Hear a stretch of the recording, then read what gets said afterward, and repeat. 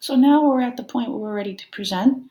So you are, the teacher has made this a live lesson. Okay, so now you are advancing this. So this is not going to move until you do that. Okay, so you can leave this on the screen till students come in, and then you're advancing this as you need to.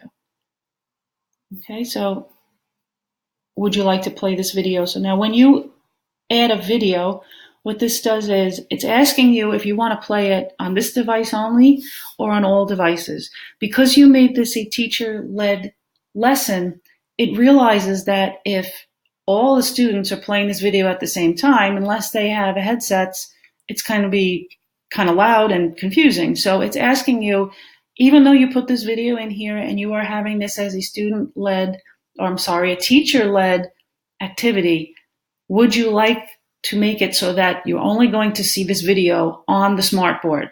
So a lot of times that is a good idea, depending though on the lesson, what you're doing. So I'm going to say, yes, we want to have this only on this device.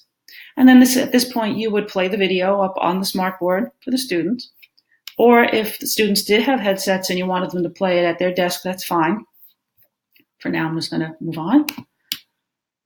Okay, here's that website. Maybe you want to give them some time to look at that. Maybe you're discussing it, whatever you're going to do with it. And now here's that activity. Now, because again, this is a teacher-led activity or presentation, you are deciding how long you're giving the students for this. So when you advance this slide, the students can no longer go back. So you would kind of monitor how long you're giving them, warn them, when you're moving on so that you can see if they've all answered this or not. Now, you can get a transcript later on. So if you actually want to grade them on this, if you want to use this for a grade, you don't have to worry about trying to grab this right now. You can actually end this presentation and then go back into Nearpod and get the transcripts of all these answers so that if you want to use this for a grade, you can. And I'll show you where that is. For now, we're going to move on. So you would leave this up there for as long as you're giving them to complete this activity. And then once you move on, they can no longer complete this activity. Same with this screen. So now you gave them this poll. So now for as long as this is on the screen, you're giving them this to work on. Now, this is something that if you are projecting this on the smartboard, they can see this. So if you don't want them to see it, like in this previous one, it's going to say their name. So while they're working on this activity, you may want to hide the smartboard or turn it off because each of them is going to see each other's answer and they may wait and just copy each other's answer.